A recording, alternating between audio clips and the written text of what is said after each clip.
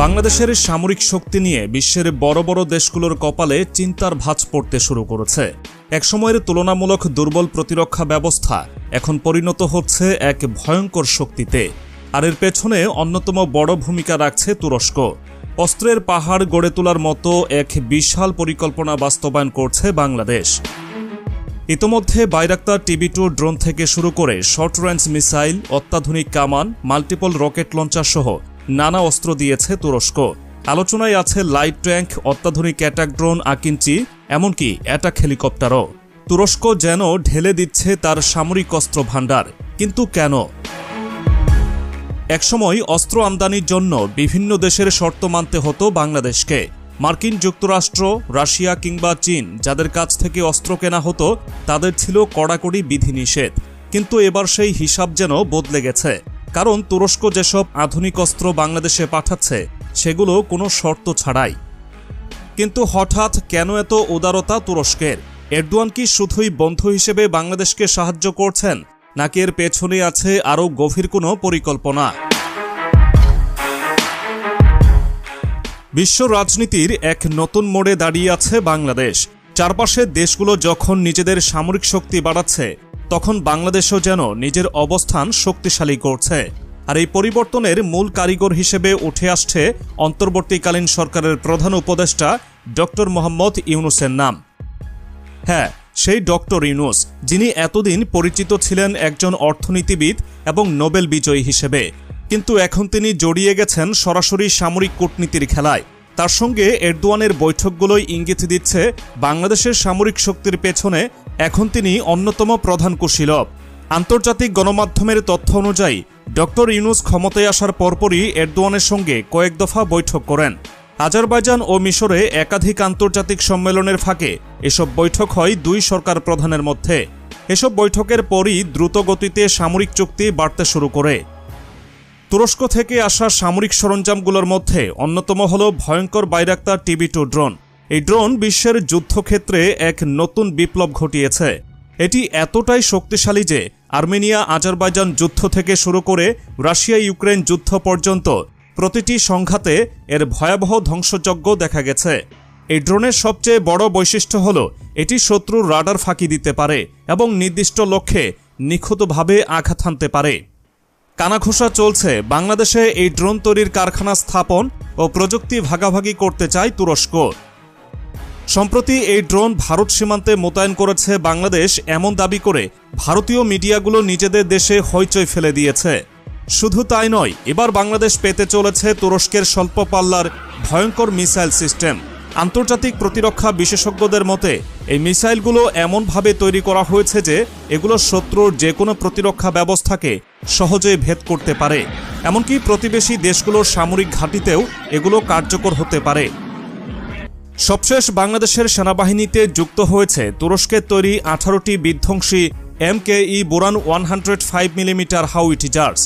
Global defence নিউজের report অনুযায়ী ভবিষ্যতে এই কামানের সংখ্যা বাড়িয়ে 200 ইউনিটে উন্নীত করার পরিকল্পনাও রয়েছে। এছাড়া জানুয়ারি থেকে ফেব্রুয়ারিতে বেশ কিছু মিলিটারি নিউজ সাইটে দাবি করা হয় সম্প্রতি বাংলাদেশ সেনাবাহিনী তুরস্কের নির্মিত 18টিরও বেশি TRG-230 এবং TRG-300 multiple rocket launcher system পেয়েছে। এর ফলে বাংলাদেশ সেনাবাহিনীর আর্টিলারি সক্ষমতা উল্লেখযোগ্যভাবে উন্নতি করেছে। বাংলাদেশ তুরস্ক সামরিক সম্পর্কের শেকড় কিন্তু অনেক গভীরে। ইতিহাস ঘাটলে দেখা যায় 17 শতকে ওসমানীয় সাম্রাজ্যের জন্য সমরাস্ত্র সরবরাহ করা হতো চট্টগ্রাম থেকে। এমনকি অটোমান সুলতানদের পাগড়ির জন্য বিখ্যাত মসলিন কাপড় আসত বাংলার বুক থেকে। শতাব্দী পার হয়ে গেলেও সেই সম্পর্ক আজও অটুট। তবে এখন পরিস্থিতি ভিন্ন। অতীতের মতো শুধু বাণিজ্য নয়, এবার দুই দেশ একসঙ্গে তৈরি করতে যাচ্ছে ভয়ঙ্কর সামরিক শক্তি। বাংলাদেশের সামরিক বাহিনীর 3000-এরও বেশি সদস্য ইতোমধ্যেই তুরস্কে প্রশিক্ষণ নিয়েছে। বিশেষ করে নৌবাহিনীর সোয়াত ইউনিটকে তুরস্কের সেনারা অত্যাধুনিক কৌশলে প্রশিক্ষিত করেছে। তাছাড়া দুই দেশের যৌথ উদ্যোগে বাংলাদেশে গড়ে তোলা হচ্ছে সামরিক অস্ত্র উৎপাদনের কারখানা। এর ফলে বাংলাদেশ শুধু অস্ত্র আমদানিকারক দেশ হিসেবে নয়, বরং অস্ত্র উৎপাদনকারী দেশ হিসেবেও আত্মপ্রকাশ করতে চলেছে। ভবিষ্যতে এই অস্ত্র অন্য দেশগুলোতেও রপ্তানি করা হতে পারে। এখন প্রশ্ন হচ্ছে, এত বিশাল পরিমাণ অস্ত্র দিয়ে বাংলাদেশ আসলে কি করতে চায়? তুরস্ক কি শুধুই বন্ধুত্বের খাতিরে বাংলাদেশকে সামরিকভাবে শক্তিশালী করছে, নাকি এর পেছনে আছে আরও বড় কোনো পরিকল্পনা? বিশ্বজুড়ে যখন মুসলিম দেশগুলোর ওপর নানা বিধিনিষেধ আরোপ করা হচ্ছে, তখন তুরস্ক যেন হয়ে উঠেছে মুসলিম বিশ্বের জন্য একমাত্র ভরসার নাম। এরদোয়ানের নেতৃত্বে তুরস্ক মধ্যপ্রাচ্য, দক্ষিণ এশিয়া এবং আফ্রিকার অনেক মুসলিম দেশের সঙ্গে নতুন সামরিক জোট গঠনের দিকে এগোচ্ছে। এমনকি পশ্চিমা গণমাধ্যমগুলোতে একাধিক প্রতিবেদনে বলা হয়েছে যে তুরস্ক হয়তো আধুনিক খেলাফতের স্বপ্ন দেখছে। এই পরিকল্পনারই অংশ হিসেবে বাংলাদেশের সঙ্গে সম্পর্ক গভীর করছে তুরস্ক। কারণ দক্ষিণ এশিয়ায় যদি কোনো মুসলিম শক্তির উত্থান ঘটে, তবে সেটি তুরস্কের সামরিক ও কূটনৈতিক লক্ষ্য বাস্তবায়নে সহায়ক হবে। বাংলাদেশ ইতোমধ্যেই তুরস্কের TRG-300 নামের মিসাইল সিস্টেম ব্যবহার করেছে। তুর্কির রকেটসান কর্পোরেশনের তৈরি এই মিসাইল সিস্টেম 80 থেকে 120 কিলোমিটার দূরত্ব পর্যন্ত আঘাত হানতে পারে। এর ফলে কলকাতা থেকে শুরু করে মিয়ানমারের গুরুত্বপূর্ণ শহরগুলো বাংলাদেশের মিসাইলের আওতায় চলে এসেছে। এছাড়া শীর্ষ গণমাধ্যমের প্রকাশিত খবরে দাবি করা হয়, বাংলাদেশ তুরস্কের তোলপাড় হালকা ট্যাঙ্ক কেনার সিদ্ধান্ত নিয়েছে। ভারতীয় সংবাদ মাধ্যম ইন্ডিয়া টুডে ভারতীয় সীমান্তে ড্রোন মোতায়েনের পর বাংলাদেশ কেন তুর্কি 26 ট্যাঙ্ক কিনতে চায় এমন সংবাদ প্রকাশ করে, যদিও তা বাংলাদেশ অফিসিয়ালি অস্বীকার করেছে। তবে এটি এমন একটি ট্যাঙ্ক যা বাংলাদেশের ভূপ্রকৃতির সঙ্গে অত্যন্ত উপযোগী। তুলনার জন্য বলা যায়, পশ্চিমা দেশগুলোর ভারী ট্যাঙ্কগুলোর ওজন যেখানে 70 টনের বেশি, সেখানেই হালকা ট্যাঙ্ক মাত্র 35 টনের। ফলে এটি কাদামাটি বা জলাবদ্ধ এলাকায়ও সহজেই চলতে পারে। তুরস্কের এই সাহায্য কি নিঃস্বার্থ, নাকি এর পেছনে লুকিয়ে আছে কোনো বড় পরিকল্পনা?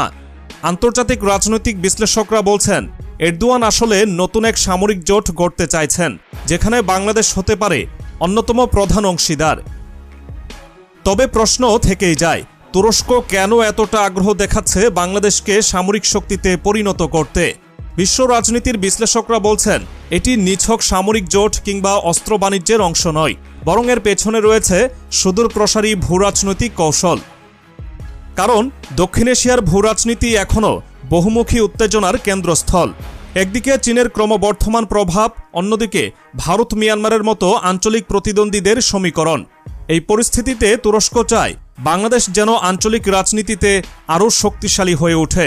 বিশেষ করে ভারত ও মিয়ানমারের সঙ্গে ভবিষ্যতে যদি কোনো সংঘাতের পরিস্থিতি তৈরি হয়, তাহলে তুরস্কের আধুনিক সমরাস্ত্র বাংলাদেশকে দেবে এক নতুন মাত্রা।